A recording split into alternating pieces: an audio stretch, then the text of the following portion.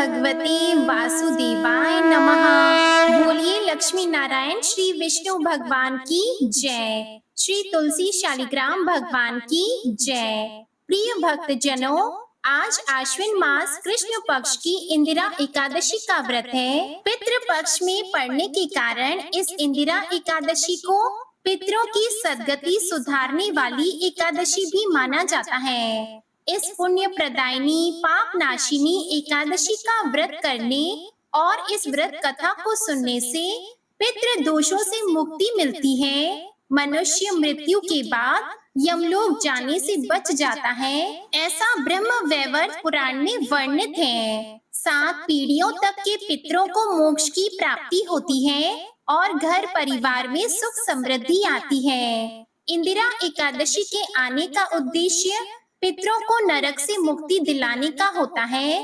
तो आप सभी भक्तजन इंदिरा एकादशी व्रत कथा को बड़ी ही श्रद्धा और प्रसन्न चित्त मन से पूरा अवश्य सुनिएगा। कथा को पूरा सुनने से ही इस व्रत का पूर्ण फल भी प्राप्त होता है। बोलिए श्री लक्ष्मी नारायण भगवान की जय। एक बार भगवान श्री कृष्ण की भक्ति से भाव विह्वल होकर अर्जुन ने कहा, हे प्रभु, हे जनार्दन, अब आप कृपा कर आश्विन मास के कृष्ण पक्ष की एकादशी की कथा को कहिए। इस एकादशी का क्या नाम है और इसका व्रत करने से कौन सा फल मिलता है? कृपा कर विस्तार पूर्वक कहिए। भगवान श्री कृष्ण ने अर्जुन से कहा, हे धनुर्धर, आश्विन मास के कृष्ण पक्ष की एकादशी का नाम इंदिरा है। इस एकादशी का व्रत करने से सभी पाप नष्ट होते हैं, नरक में गए पितरों का उद्धार हो जाता है। हे अर्जुन, इस एकादशी की कथा के श्रवण मात्र से ही मनुष्य को अनंत फल की प्राप्ति होती है। तुम इस कथा को ध्यान पूर्वक श्रवण करो। सतयुग में महिष्मती नाम की नगरी में इंद्रसेन नाम का एक प्रतापी राजा राज्य करता था। वह पुत्र पौत्र धन धान्य आदि से पूर्ण था। उसके शत्रु सदैव उससे भयभीत रहते थे। एक दिन राजा अपनी राजसभा में सुख पूर्वक बैठा था कि महर्षि नारद वहां पधारे। नारद जी को आया देखकर राजा आसन से उठा, प्रणाम करके उन्हें आदर सहित आसन दिया। तब महर्षि नारद ने कहा, हे राजन, आपके राज्य में सब कुशल तो है। मैं आपकी धर्म परायणता देखकर अत्यंत ही प्रसन्न हूँ। राजा ने कहा, हे देवर्षि, आपकी कृपा से मेरे राज्य में सब कुशल पूर्वक है और आपकी कृपा से मेरे सभी यज्ञ कर्म आदि सफल हो गए हैं। हे महर्षि, अब आप कृपा कर यह बताइए कि आपका यहाँ आगमन किस प्रयोजन से हुआ है? मैं आपकी क्या सेवा करूं? महर्षि नारद ने कहा, हे नृपश्रेष्ठ, मुझे एक महान विस्मय हो रहा है कि एक बार जब मैं ब्रह्मलोक से यमलोक गया था, तब मैंने यमराज की सभा में तुम्हारे पिता को बैठा देखा। तुम्हारे पिता महान ज्ञानी, दानी और महात्मा थे, मगर एकादशी व्रत के बिगड़ जाने के कारण वह यमलोक को गए हैं। तुम्हारे पिता ने तुम्हारे लिए एक संदेश भेजा है। राजा ने उत्सुकता से पूछा, क्या संदेश है महर्षि? कृपा कर यथाशीघ्र कहें। नारद जी ने कहा, राजन, तुम्हारे पिता ने कहा है कि महर्षि, आप मेरे पुत्र इंद्रसेन को, जो कि महिष्मती नगर का राजा है, के पास जाकर एक संदेश देने की कृपा करें कि मेरे किसी पूर्व जन्म के बुरे कर्म के कारण ही मुझे यह लोक मिला है। यदि मेरा पुत्र आश्विन माह कृष्ण पक्ष की इंदिरा एकादशी का व्रत करे और उस व्रत के फल को मुझे दे, तो मेरी मुक्ति हो जाए। मैं भी इस लोक से छूटकर स्वर्ग लोक में वास करूंगा। इंद्रसेन को अपने पिता के यमलोक में पड़ जाने की बात सुनकर महान दुख हुआ और उसने नारद जी से कहा, हे नारद जी, यह तो बड़े ही दुख का समाचार है कि मेरे पिता यमलोक में पड़े हैं। मैं उनकी मुक्ति का उपाय अवश्य करूंगा। आप मुझे इंदिरा एकादशी व्रत का विधान बताने की कृपा करें। तब नारद जी ने कहा, हे राजन, अश्विन मास कृष्ण पक्ष की दशमी के दिन प्रातः काल श्रद्धा पूर्वक स्नान करना चाहिए। इसके उपरांत दोपहर को भी स्नान करना चाहिए। उस समय जल से निकलकर श्रद्धा पूर्वक पितरों का श्राद्ध करें और उस दिन एक समय भोजन करें और रात्रि को पृथ्वी पर शयन करें। इसके दूसरे दिन अर्थात एकादशी के दिन नित्य कर्मों से निवृत्त होकर स्नान आदि के उपरांत भक्ति पूर्वक व्रत को धारण करें और इस प्रकार संकल्प करें, हे अच्युत, हे पुंडरीकाक्ष, मैं आपकी शरण में हूँ, आप मेरी रक्षा कीजिए। इस प्रकार शालिग्राम जी और तुलसी जी की पूजा करें और ब्राह्मणों को बुलाकर भोजन कराएं तथा दक्षिणा दें। भोजन का कुछ हिस्सा गाय को अवश्य दें और भगवान विष्णु का धूप दीप नैवेद्य आदि से पूजन करें तथा रात्रि को जागरण करें। इसके बाद द्वादशी के दिन मौन रहकर बंधु बांधव सहित भोजन करें। हे राजन, यह इंदिरा एकादशी के व्रत की विधि है। यदि तुम आलस्य त्याग कर इस एकादशी के व्रत को करोगे तो तुम्हारे पिता अवश्य ही स्वर्ग के अधिकारी बन जाएंगे। अतः हे राजन, इस इंदिरा एकादशी के प्रभाव से 5 पिशाचों की मुक्ति भी हुई थी। इसके अनुसार प्राचीन काल में संतप्त नामक विद्वान ब्राह्मण ने घोर तपस्या की। पाप मुक्त और निर्मल ज्ञान प्राप्ति के बाद वह वन में रहने लगा।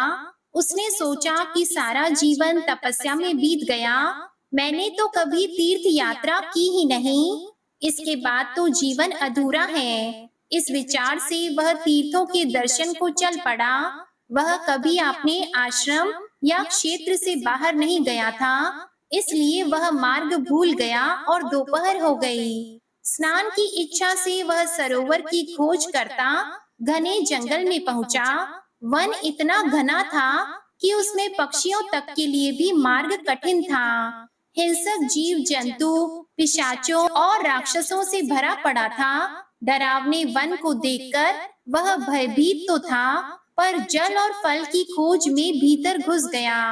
कुछ ही कदम चला था कि बरगद के वृक्ष की एक शाखा से लटकता हुआ शव दिखाई दिया। सबको 5 भयानक प्रेत बड़े ही विभत्स तरीके से खा रहे थे। प्रेत भी कुछ कम डरावने नहीं थे। प्रेतों के शरीर में हड्डी, धमनियां, चमड़ा ही शेष था। पेट पीठ में धसा हुआ था। शव अभी ताजा ही लग रहा था। संतप्त को तो जैसे काट मार गया। वह जड़वत खड़ा रहा। उसका दुर्भाग्य कि प्रेतों ने उसे देख लिया और उसकी ओर दौड़ पड़े। प्रेतों ने उसे पकड़ लिया। फिर संतप्त को भगवान विष्णु का स्मरण हुआ। उसने भगवान विष्णु का स्मरण किया और हरि कीर्तन करने लगा। हरि कीर्तन के प्रभाव से वे 5 प्रेत रुक गए और ब्राह्मण की प्रदक्षिणा कर क्षमा याचना करते हुए कहे, हे विप्रदेव, हम बड़े ही बुरे हैं, आप हमें क्षमा कर दें। ब्राह्मण को घोर आश्चर्य हुआ।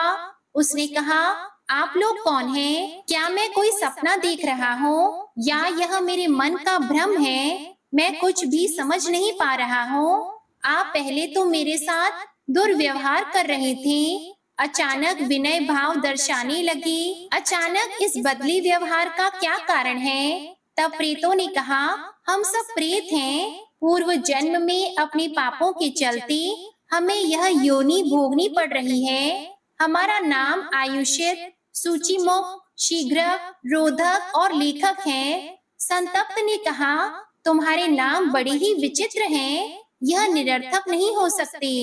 इन नामों के पीछे कोई ना कोई तो कारण अवश्य है, मुझे इसका रहस्य बताओ। प्रेतों ने कहा, हे पाप रहित ब्राह्मण श्रेष्ठ, आपके दर्शन से हम सभी निष्पाप हो गए, इसलिए हमें हमारे पूर्व जन्मों की स्मृति हो आई है। हम अपने पूर्वजों के अपने कुकृत्यों और अपने विचित्र नामों का रहस्य आपको अवश्य सुनाएंगे। प्रेतों ने बारी बारी से बताना आरंभ किया। सबसे पहले आयुष्यत बोला कि हे ब्राह्मण, आप विद्वान हैं, यह तो जानते ही हैं कि आयुष्यत बासी भोजन को कहते हैं। मैंने श्राद्ध के समय एक ब्राह्मण को अपने घर न्योता दिया था। ब्राह्मण बहुत ही वृद्ध था। मार्ग में धीरे धीरे चलने के कारण कुछ देर से मेरे घर पहुंचा। मुझे सुबह से ही भूख लग रही थी। मैं अपनी भूख को सह नहीं पाया। मैंने न तो ब्राह्मण की प्रतीक्षा की, न कोई श्राद्ध कार्य किया। भूख से बेचैन होकर मैंने श्राद्ध हेतु बने भोजन को चुपके से खा लिया। देरी से पहुंचे ब्राह्मण के लिए कुछ भी नहीं बचा। मैंने चालाकी से आयुष्यत यानी बासी भोजन उसे खिला दिया।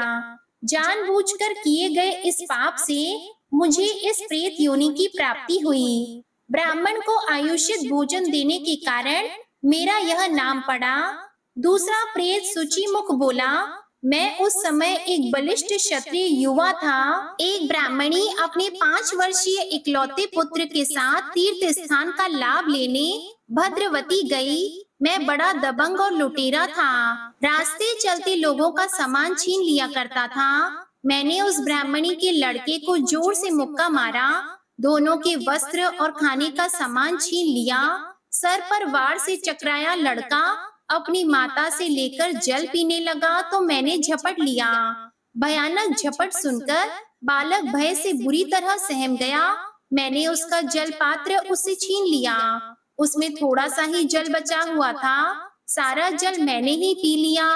इस तरह डर और प्यास से व्याकुल उस बालक की कुछ ही देर में मृत्यु हो गई। अपनी आंखों के सामने अपने प्यारे पुत्र को दम तोड़ते देख उसकी माँ ने भी पास के कुएं में कूदकर जान दे दी। हे ब्राह्मण श्रेष्ठ, इस पाप से मैं प्रेत बना। इस पाप के चलते पहाड़ जैसा शरीर होने पर भी मेरा मुख सुई की नोक के बराबर है। मैं बलवान हूँ, छीन झपट कर भोजन आसानी से प्राप्त कर लेता हूँ, पर सुई के छेद जैसे मुंह से उसको खाने में असमर्थ हूँ। भूख से व्याकुल बालक का भोजन छीनकर मैंने उसका मुंह बंद कर दिया था। इससे मेरा मुख सुई के नोक जैसा हुआ। मुझे सूची मुख कहते हैं। अब शीघ्रम बोला, मैं तो एक धनवान वैश्य था। कारोबार के लिए देश परदेश की यात्रा करता था। एक बार अपने एक घनिष्ठ मित्र के साथ व्यापार करने दूसरे देश को गया। दुर्भाग्य से इस यात्रा में व्यवसाय मेरे मन के अनुसार नहीं हुआ। हर जगह घाटा ही हुआ। स्थिति ऐसी आई कि मेरा धन समाप्त हो गया। मेरे मित्र के पास बहुत धन था। मेरे मन में उस धन के लिए लोभ आ गया। एक बार हम दोनों नाव से एक नदी से एक स्थान से दूसरे स्थान जा रहे थे। जल मार्ग लंबा और नदी विशाल और गहरी थी। मेरा मित्र थक कर सो गया। लालच से मेरी बुद्धि क्रूर हो उठी। मैंने उचित अवसर भांपकर अपने मित्र को नदी में धकेल दिया। नाविक सहित कोई भी इस बात को नहीं जान सका। मित्र के हीरे जवाहरात सोना आदि लेकर मैं अपने देश लौट आया।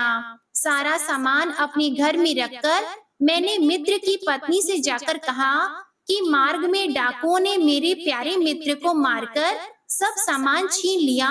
मैं बहुत दुखी हूँ और किसी तरह से जान बचाकर भागकर आया हूँ। मेरे मित्र की पत्नी ने अपने पति के वियोग में आग लगाकर जान दे दी। मैं भाग्य विहीन हूँ। प्रसन्न मन से लौट आया। जीवन भर उस धन का उपयोग किया, आनंद लूटा, पर जब मैं मरा तो मेरा यह पाप साथ आया। मित्र को नदी में फेंककर शीघ्र घर लौट आया। उसके कारण मुझे प्रेत योनि भुगतने का दंड मिला। उस प्रकरण के चलते मेरा नाम शीघ्रम हुआ। रोधक बोला, हे विप्रवर, मैं शूद्र जाति का था। राजा और राज्य की इच्छा से सेवा के बदले राजा ने मुझे उपहार में 100 गांव मिले। मेरे परिवार में वृद्ध माता पिता और एक छोटा सगा भाई था। लोभ से मैंने भाई को अलग कर दिया। मेरे पास अपार धन था, इसलिए भाई भोजन वस्त्र की कमी से दुखी रहने लगा। उसे दुखी देख माता पिता मेरे मना करने पर भी मुझसे छिपाकर उसकी सहायता कर देते थे। कभी वस्त्र देते तो कभी भोजन और कभी अन्न। जब मुझे यह बात पता लगी तो क्रोधित होकर मैंने माता पिता को जंजीरों से बांधकर एक सूने घर में डाल दिया।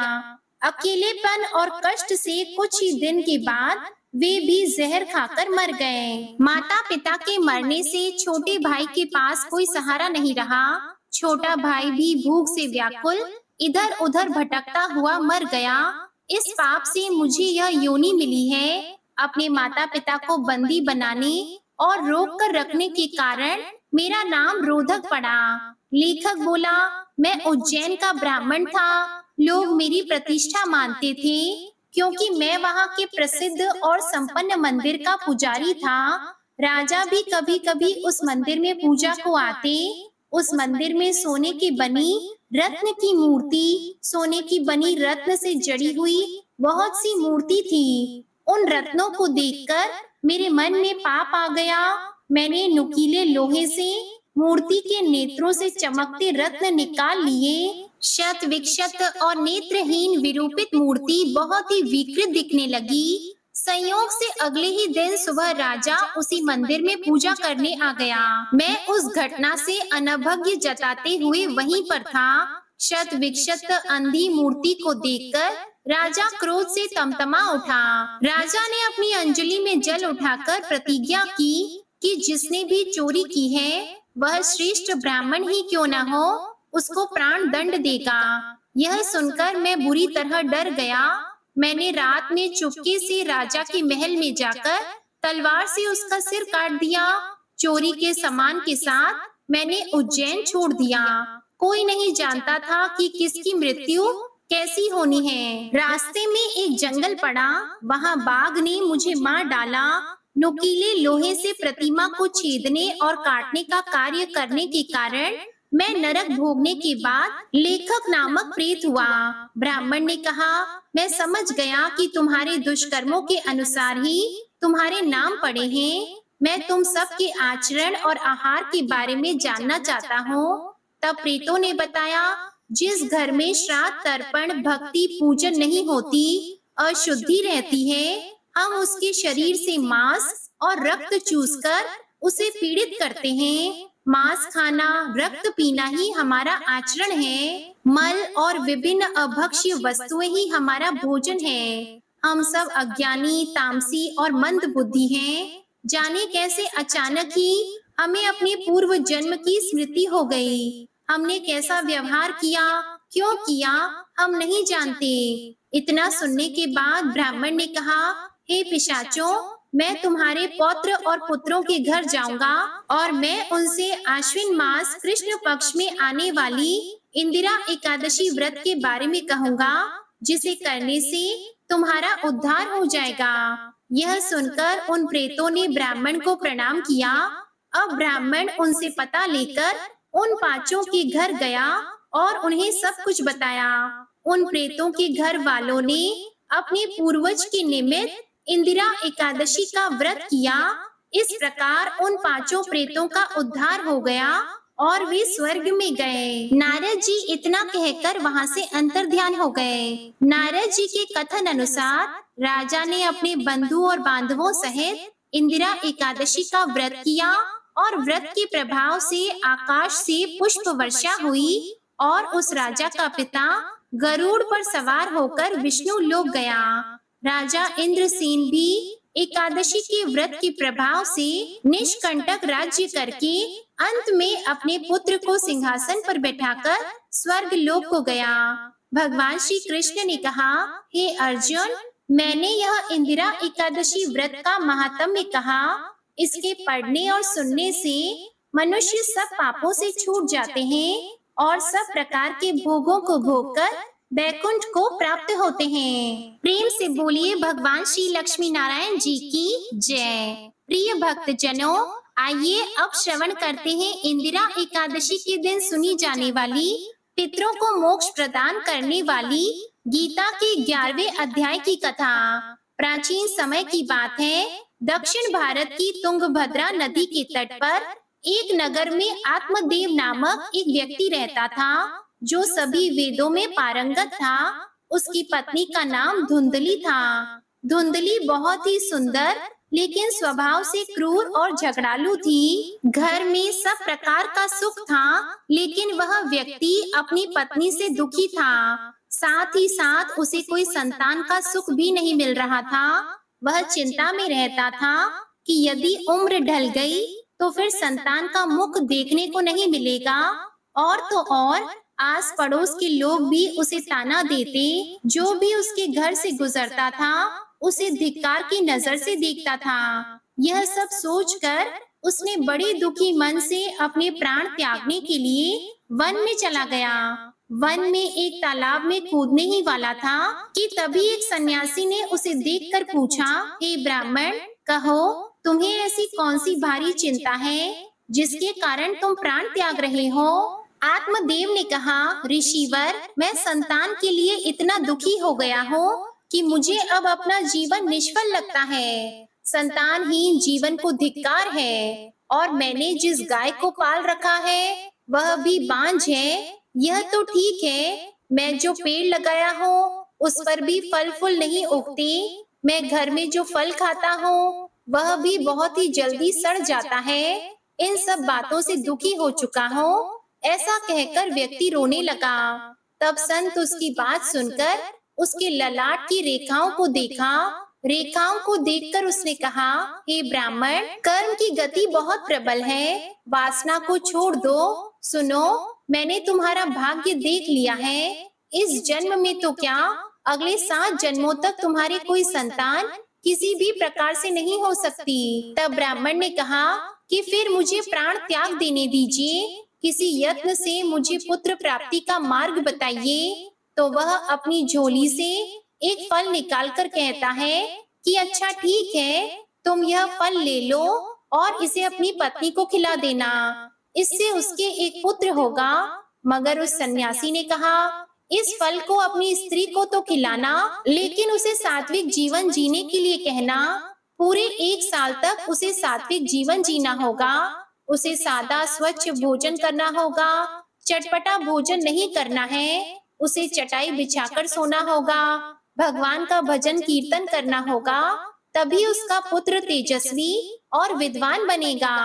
आत्मदेव यह फल लाकर अपनी पत्नी को दे देता है, लेकिन उसकी पत्नी ये सारी बातें मानने को तैयार नहीं होती और उसने फल ले लिया और मन ही मन यह सोचा कि यदि मैंने यह फल खा लिया और गर्भ रह गया तो मुझे खाया नहीं जाएगा और मैं भी मर सकती हूँ। यह सोचकर वह तय करती है कि मैं यह फल नहीं खाऊंगी। इसलिए वह आत्मदेव से कई तरह से तर्क और कुतर्क करने लगी। आत्मदेव के कहने पर वह फल तो रख लेती है, लेकिन खाती नहीं। एक दिन उसकी बहन उसके घर आती है तो वह सारा वृतांत कह सुनाती है। बहन उससे कहती है कि मेरे पेट में बच्चा है, मैं माँ बनने वाली हूँ। प्रसव होने पर वह बालक मैं तुम्हें दूंगी, तब तक तुम गर्भवती के समान घर में रहो। मैं कह दूंगी कि मेरा बच्चा मर गया और तू यह फल गाय को खिला दे। आत्मदेव की पत्नी अपनी बहन की बात मानकर ऐसा ही करती है। उस फल को वह गाय को खिला देती है। समय बीतने पर उसकी बहन ने एक बच्चे को जन्म दिया और उसको लाकर अपनी बहन धुंधली को दे दिया। पुत्र हुआ है यह सुनकर आत्मदेव को बड़ा आनंद हुआ। धुंधली ने अपने बच्चे का नाम धुंधुकारी रखा। उसके 3 माह बीतने के बाद आत्मदेव सुबह गाय को चारा डालने लगा तो उसने देखा कि गाय के पास एक बच्चा है जो मनुष्य का है, लेकिन बस उसके कान ही गाय के समान है। उसे देखकर वह आश्चर्य में पड़ गया। हालांकि उसे बड़ा ही आनंद भी हुआ। वह उस बच्चे को उठाकर घर में ले आता है। उसका नाम वह गोकर्ण रखता है। अब उसके 2 बालक हो गए थे, एक धुंधुकारी, दूसरा गोकर्ण। गोकर्ण बड़ा होकर विद्वान, पंडित और ज्ञानी निकला, जबकि धुंधुकारी दुष्ट, क्रोधी, चोर, व्यभिचारी, अस्त्र शस्त्र धारण करने वाला, माता पिता को सताने वाला निकला। वह माता पिता की सारी संपत्ति नष्ट कर देता। एक दिन वह पिता को मार मार कर घर से बाहर निकाल देता है। पिता रोने लगता है और कहता है कि मेरी पत्नी का बांझ रहना ही अच्छा था। तभी वहाँ गोकर्ण आता है। वह पिता को वैराग्य का उपदेश देता है और कहता है कि आप सभी छोड़कर प्रभु की शरण में वन में चले जाएं और भगवत भजन करें और भागवत कथा का पाठ करें। भगवान भजन ही सबसे बड़ा धर्म है। गौ से उत्पन्न पुत्र गोकर्ण की बात मानकर आत्मदेव वन में चले गए।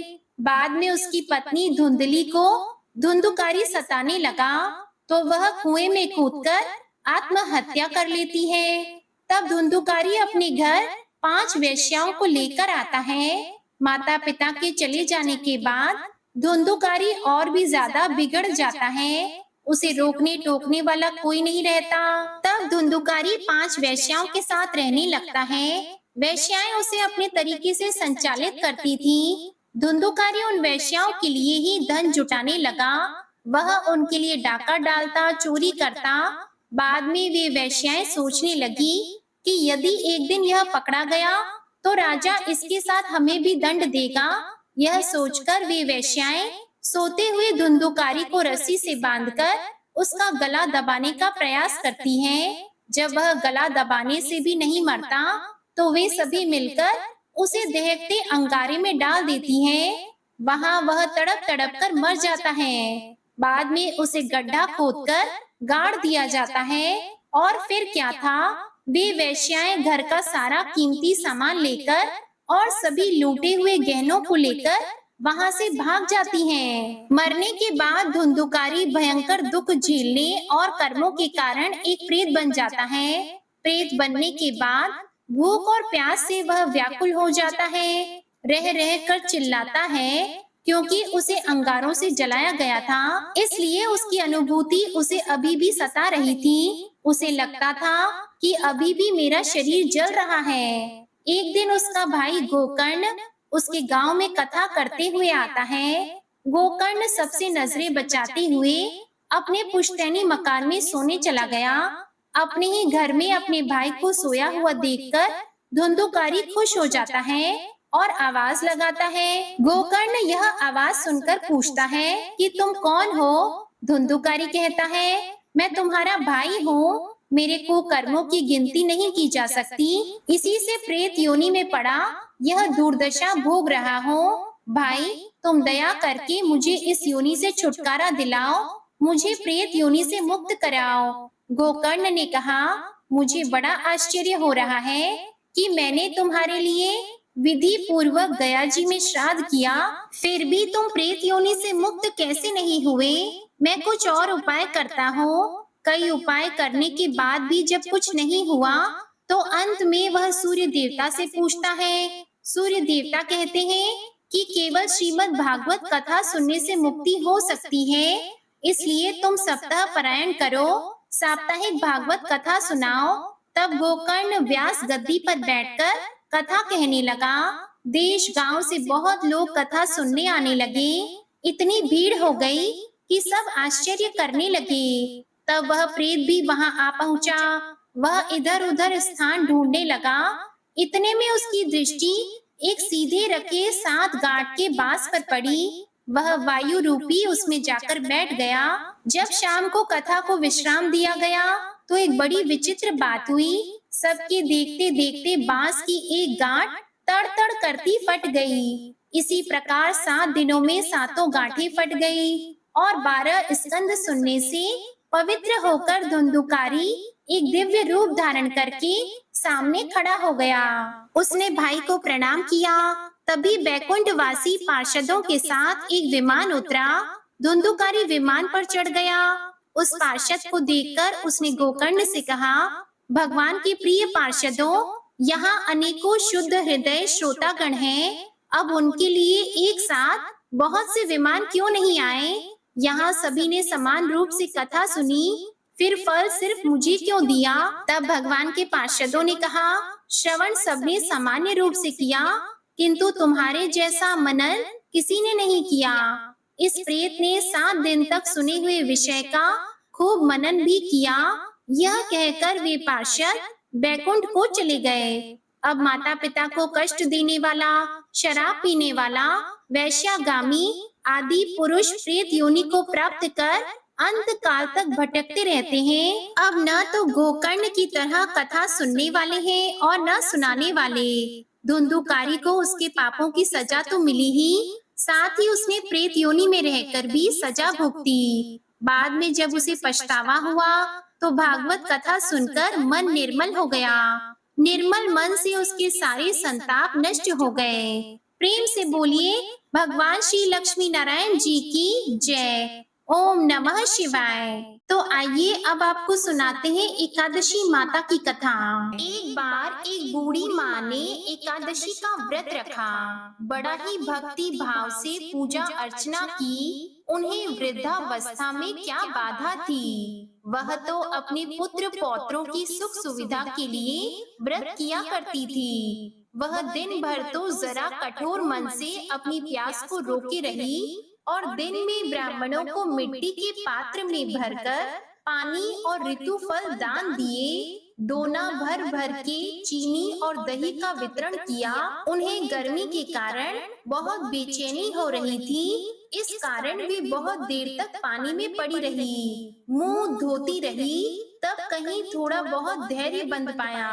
धूप तो तेज पड़ ही रही थी, इस कारण उनका मुंह बार बार सूख रहा था और बहुत बेचैनी हो रही थी। एक तो बुढ़ापा और दूसरा यह भयंकर गर्मी। वृद्धावस्था की स्थिति तो कुछ दूसरे ही प्रकार की होती है। जैसे तैसे रो धोकर दिन कट पाया।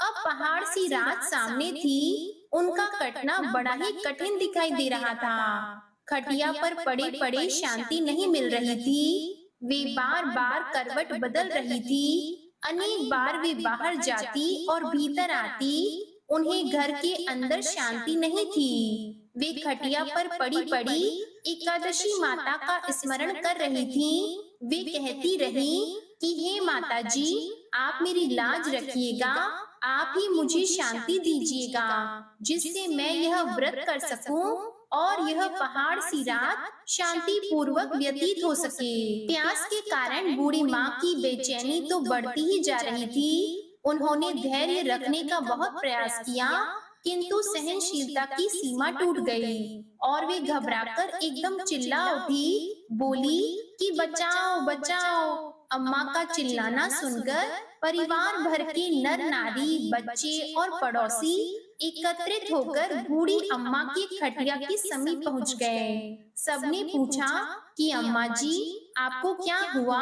आप क्यों चिल्ला रही हैं? आप इस वृद्धावस्था में यह कठिन व्रत क्यों कर रही हैं? अम्मा जी, शक्ति से ही भक्ति होती है। थोड़ी ही देर में वे फिर से बोली कि अरे मेरे प्राण निकले जा रहे हैं, मेरी छाती पर ठंडे पानी का घड़ा रख दो। अब नातियों ने दादी की छाती पर ठंडे पानी का पात्र रख दिया।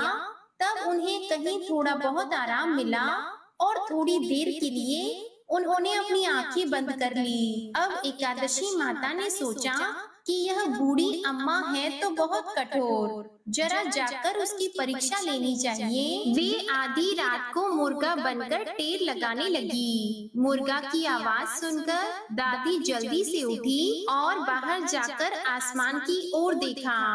आसमान में कहीं उन्हें प्रातःकालीन तारा नजर नहीं आया। वे सोचने लगी, यह मुर्गा क्यों और कैसे बोल गया? उन्हें प्यास तो लग ही रही थी, थोड़ा बहुत उनका मन भी विचलित हो गया था।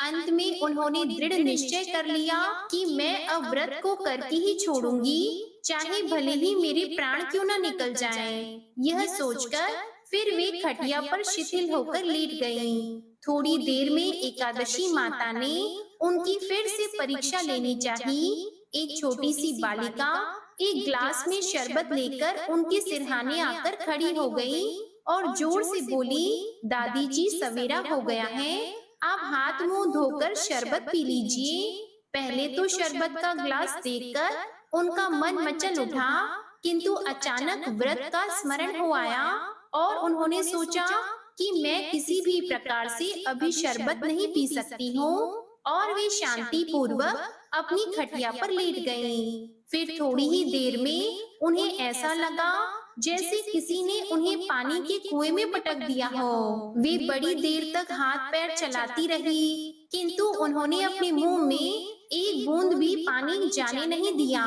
वे दृढ़ता पूर्वक अपने व्रत का पालन करती रही। थोड़ी देर में न जाने कहां से सामने आग जलने लगी, जिससे भारी गर्मी बढ़ने लगी। प्यास के कारण प्राण निकलने लगे। किंतु बूढ़ी अम्मा का कुछ भी नहीं बिगाड़ पाया।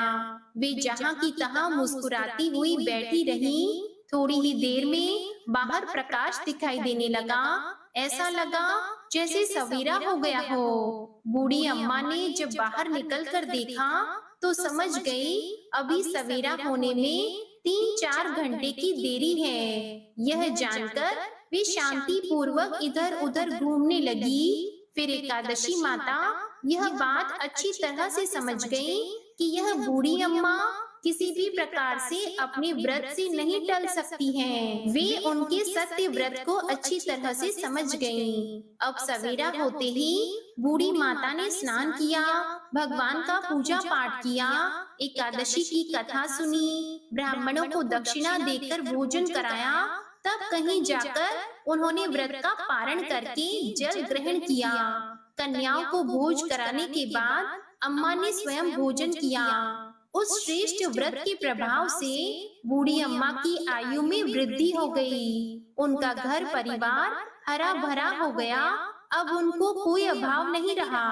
वे हर तरह से सुख साधनों से संपन्न हो गई। नाती नातिन से उनका घर भर गया और वे उसी तरह से 12 महीने की एकादशी का व्रत करने लगी। एकादशी माता के व्रत के प्रताप से इस संसार में हर प्रकार के सुख भोग कर अंत में वे बैकुंठ धाम को चली गईं। जैसे एकादशी माता ने बूढ़ी माता और उनके परिवार को हरा भरा किया, ऐसे ही एकादशी माता हम सभी की मनोकामनाओं को पूर्ण करें। बोलिए श्री लक्ष्मी नारायण भगवान की जय। अब सुनिए तुलसी माता की कहानी। एक गांव में एक बुढ़िया माई अपने बेटे, पोते, पोती और बहू के साथ रहती थी। बुढ़िया माई का नाम था सुखवती। सुखवती के परिवार में सब हंसी खुशी बीत रहा था, क्योंकि बुढ़िया माई बड़ी ही नियम कर्म वाली थी और वह हमेशा एकादशी का व्रत रखती थी और तुलसी जी का नित्य पूजन करती थी। वह सुबह उठती, तालाब पर जाती, स्नान करती और तुलसी जी की पूजा करती। तुलसी जी को सींचती, तुलसी जी के नीचे दीपक जलाती, तुलसी जी की आरती करती। ऐसे ही बुढ़िया माई के दिन बीत रहे थे। सुखवती की सखियां सुखवती के पास बैठकर कथा कहानियां सुनती और अपना ज्ञान बढ़ाती थी। एक बार की बात है, सुखवती अपनी सहेलियों के साथ बैठी हुई थी। उसकी हम उम्र सहेलियां भी बैठी हुई थी, जो कि संख्या में 7-8 थी। सारे शाम के समय आपस में बातें कर रही थी। तब उनमें से एक बुढ़िया माई से कहने लगी कि सुखवती, अब की बार मेरा द्वारकाधीश जाने का बड़ा मन हो रहा है। तो उनमें जितनी भी औरतें बैठी थी, जो कि सुखवती की सहेलियां थी, सबने कह दिया कि चलो अब की बार हम द्वारकाधीश चलते हैं। जब सब सुखिया से पूछने लगी कि बुढ़िया काकी तुम भी बताओ, क्या तुम चलोगी द्वारकाधीश की तीर्थ यात्रा के लिए? क्योंकि उन सखियों में कुछ कम उम्र की भी थी, जो बुढ़िया को काकी कहकर बुलाती थी। बुढ़िया माई का बड़ा मन था द्वारकाधीश की यात्रा करने का। बुढ़िया माई अपनी सखियों से बोली, भाई पहले मैं अपने बेटे से पूछूंगी और तब मैं आप लोगों को बताऊंगी। ऐसा कहकर बुढ़िया माई घर आ गई। बुढ़िया माई का जो बेटा था वह अपनी नौकरी करता था। जब वह शाम को घर आया तो बुढ़िया माई के पोते पोतियां बुढ़िया माई के लिए खाना लेकर गए। तो बुढ़िया माई ने खाना खाने से इनकार कर दिया, कहा आज मेरा मन नहीं है। उधर जब बुढ़िया माई का बेटा खाना खाने लगा तो उसने अपनी पत्नी से पूछा कि मेरी माँ ने खाना खा लिया है। तब उसकी पत्नी कहने लगी, देखो जी, आपकी माँ ने आज खाना वापस भिजवा दिया। कहने लगी कि मेरा खाने का मन नहीं है। यह सुनते ही बुढ़िया माई का बेटा, जिसका नाम मुरली था, वह अपनी माँ के पास गया और जाकर कहने लगा, माँ क्या बात है, आज तुमने खाना क्यों नहीं खाया? तब बुढ़िया माई ने कहा, बेटा आज मेरा मन नहीं है। तब बेटा बोला, क्या माँ आपकी कहीं तबीयत तो खराब नहीं है? अगर कोई परेशानी हो तो मुझे बताओ, मैं अभी वैद्य जी के पास आपको लेकर चलता हूँ। तब बुढ़िया माई कहने लगी, नहीं बेटा, मुझे कोई परेशानी नहीं है, बस मेरा मन तो द्वारकाधीश की यात्रा करने का हो रहा था। तब बेटा बोला, माँ खुलकर बताओ क्या बात है। तब बुढ़िया ने शाम को हुई जो अपनी सखियों के बीच की सारी बातें अपने बेटे को बता दी। कहने लगी कि बेटा, मेरी 8-10 सखियां द्वारकाधीश की यात्रा पर जा रही हैं और मेरा भी बड़ा मन है कि मैं भी द्वारकाधीश की यात्रा पर जाऊं। इतनी बात सुनकर बेटा बोला, माँ तो कोई बात नहीं, इसमें इतना सोचने की क्या बात है। मैं तुम्हारा यात्रा पर जाने का प्रबंध कर देता हूँ, तुम यात्रा पर चली जाओ। तो बुढ़िया माई बेटे के मुंह से सुनकर बड़ी खुश हो गई और वह अपने द्वारकाधीश का ध्यान करने लगी। कहने लगी, बेटा पर मेरी एक और चिंता है। तो बेटा बोला, माँ बताओ क्या बात है। माँ बोली, बेटा अगर मैं द्वारकाधीश की यात्रा के लिए जाऊंगी तो कम से कम 4-5 दिन तो लग ही जाएंगे और फिर उसके बाद मेरे जो आंगन में तुलसी रखी है उसे कौन सींचेगा, उसकी कौन पूजा पाठ करेगा, कौन उसकी आरती करेगा।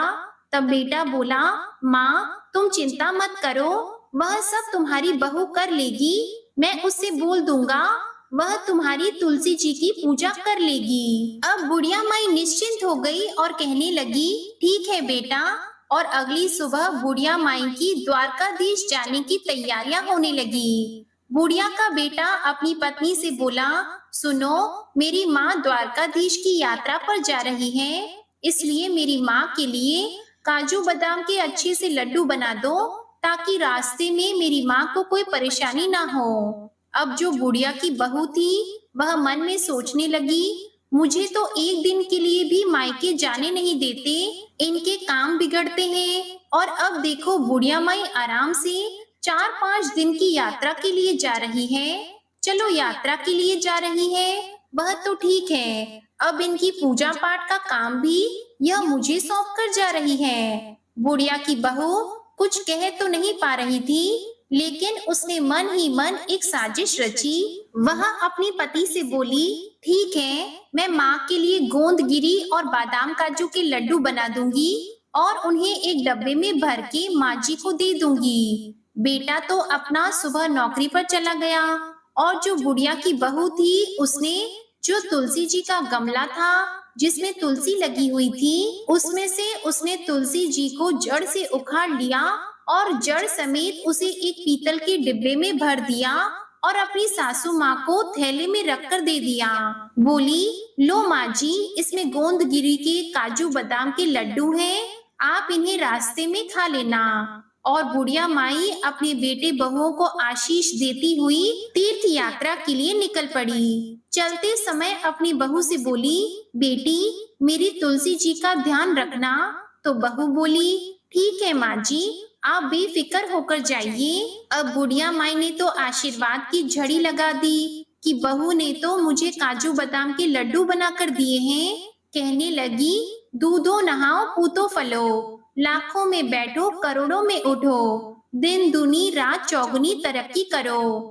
उसके मुंह से तो आशीष फूट रहे थे और सौभाग्यवती रहो, मेरे बेटे का अच्छा काम चले। अब वह तरह तरह के आशीर्वाद देती हुई बुढ़िया माई अपनी सखियों के साथ जा मिली। अब सारी सखियां और बुढ़िया माई द्वारकाधीश की पैदल ही यात्रा कर रही थी। यात्रा करते करते उन्हें शाम हो गई। शाम के समय जब वह थक गई तो एक जगह जो उन्होंने देखा कि सराय जैसी बनी हुई थी, वहां पर वह बैठकर विश्राम करने लगी और अपना खाने पीने के लिए जो सामान लाई थी सब निकालकर खाने लगी। तब बुढ़िया माई ने अपना डब्बा खोलकर देखा तो उसमें घी से चूर काजू बादाम के लड्डू भरे हुए थे।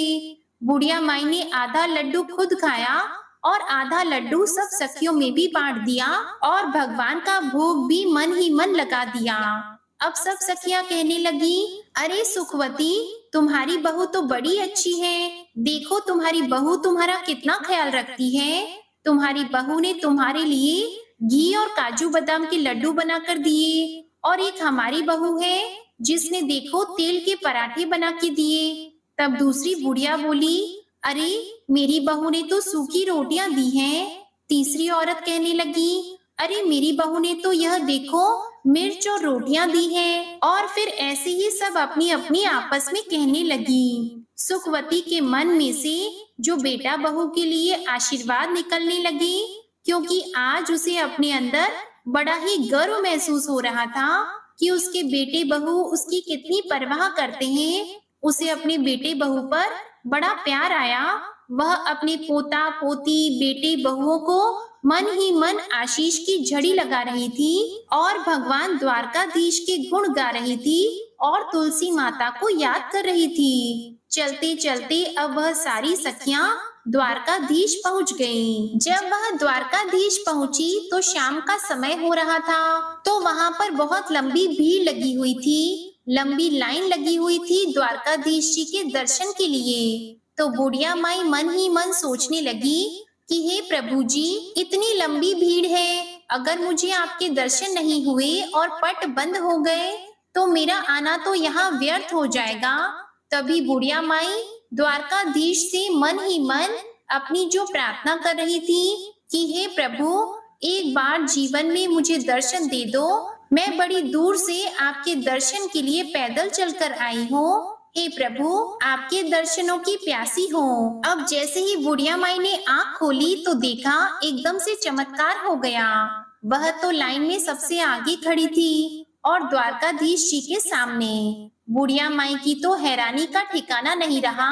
कहाँ तो वह सबसे पीछे थी और कहाँ वह लाइन में सबसे आगे आ गई। पंडित जी सबका प्रसाद चढ़ा रहे थे। अब बुढ़िया माई ने अपना डिब्बा खोलकर देखा तो उसमें एक लड्डू और एक तुलसी जी की पत्ती रखी हुई थी। अब बुढ़िया माई ने वही लड्डू और तुलसी जी की पत्ती द्वारकाधीश जी को चढ़ाने के लिए यानी भोग लगाने के लिए पुजारी जी को थमा दी। फिर मन ही मन बुढ़िया माई सोचने लगी, हे प्रभु, यहाँ तो एक से एक अमीर सेठ आए हैं, महंगी से महंगी मिठाइयाँ लाए हैं, लेकिन मेरी मिठाई का कहाँ नंबर आएगा जो द्वारकाधीश मेरी मिठाई का भोग लगाए।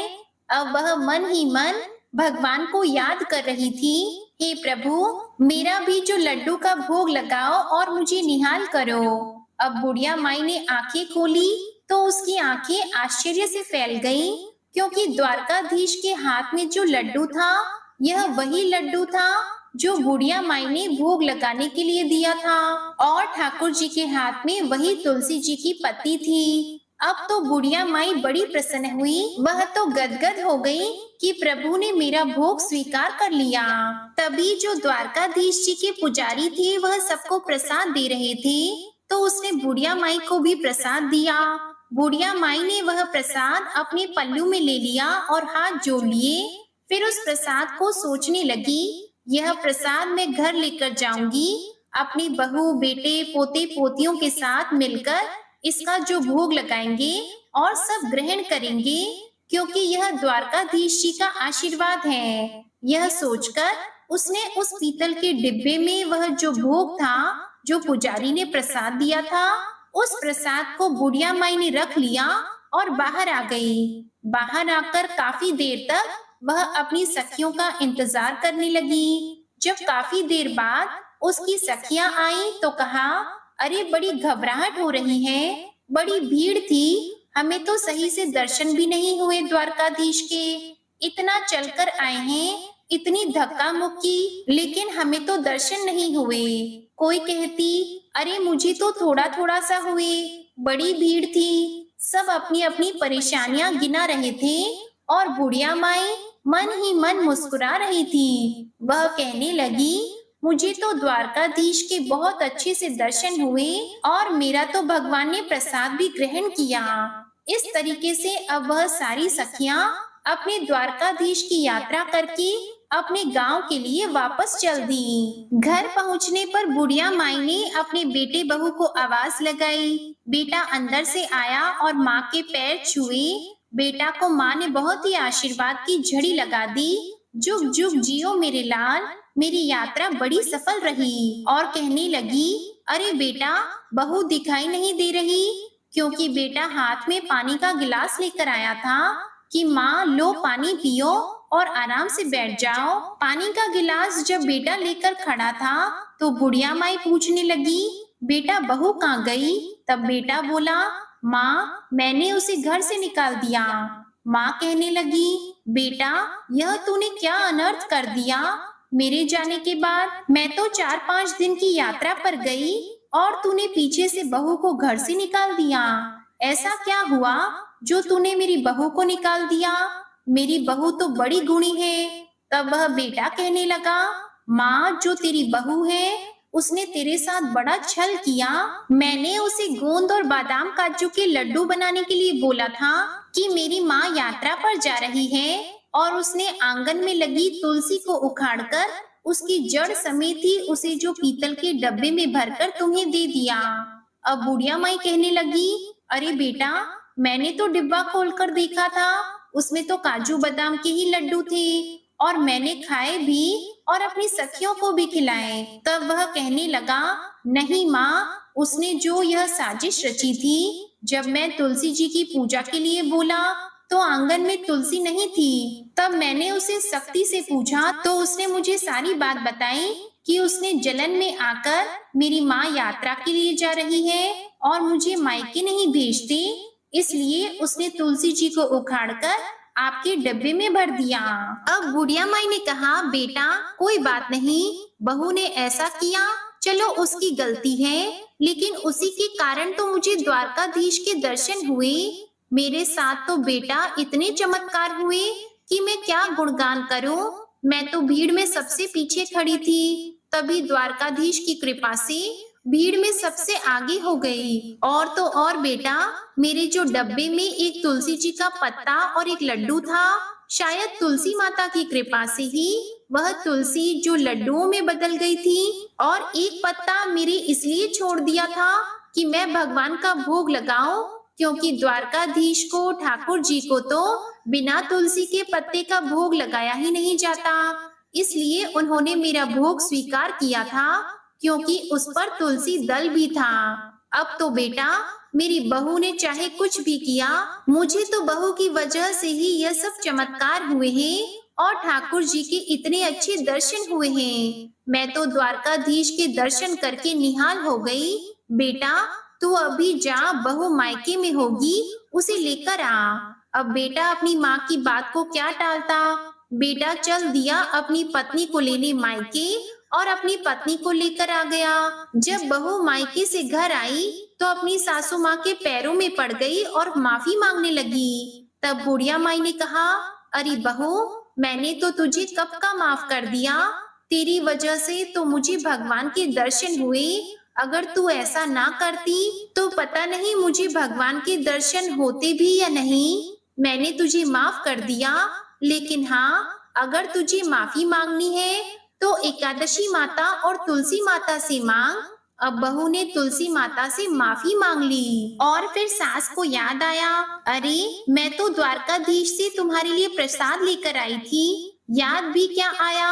बच्चे आए थे खेलते हुए, कहने लगे हमारे लिए क्या लेकर आई।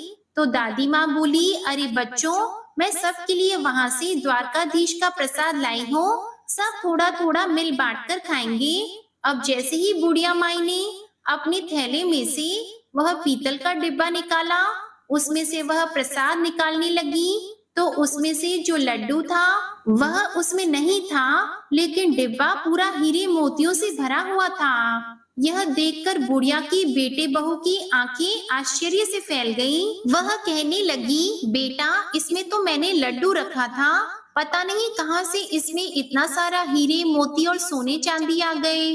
तब बेटा बहू ने कहा, माँ, ये सब एकादशी माता और तुलसी माता की कृपा के कारण हुआ है। आपकी लगन सच्ची थी, आपकी भक्ति सच्ची है, इसलिए उन्होंने आपको आपकी एकादशी और तुलसी माता की पूजा का फल दिया है। अब तो बेटा बहू माँ के कदमों में पड़ गए। माँ बोली, बेटा मुझे छोड़, तुलसी माता के कदमों में पड़ो। अब तो बेटा और बहू ने तुलसी माता से माफी मांगी, ठाकुर जी से माफी मांगी कि अनजाने में हमसे जो भूल हो गई उसे माफ कर दो।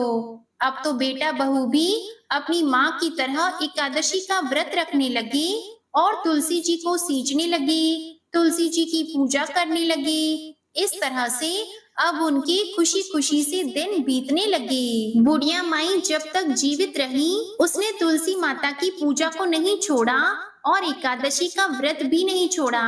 हमेशा वह एकादशी व्रत किया करती, तुलसी जी को सींचती। बुढ़िया माई बचपन से ही तुलसी जी की पूजा करती आई थी और मरने के बाद भी तुलसी माता और एकादशी माता की कृपा से बुढ़िया माई को मोक्ष की प्राप्ति हुई। हे तुलसी माता, हे एकादशी माता, हे विष्णु भगवान जी, जैसी आपने बुढ़िया माई पर कृपा की, वैसी ही इस कहानी को सुनने और हुंकारा भरने वाले सभी पर अपनी कृपा करना। प्रेम से बोलिए तुलसी माता और विष्णु भगवान की जय। आज की कथा और आरती पसंद आए तो वीडियो को लाइक करना मत भूलिएगा और साथ ही चैनल को भी सब्सक्राइब करिएगा। कमेंट में एकादशी माता की जय जरूर लिखिएगा। प्रेम से बोलिए भगवान विष्णु जी और माता लक्ष्मी जी की जय।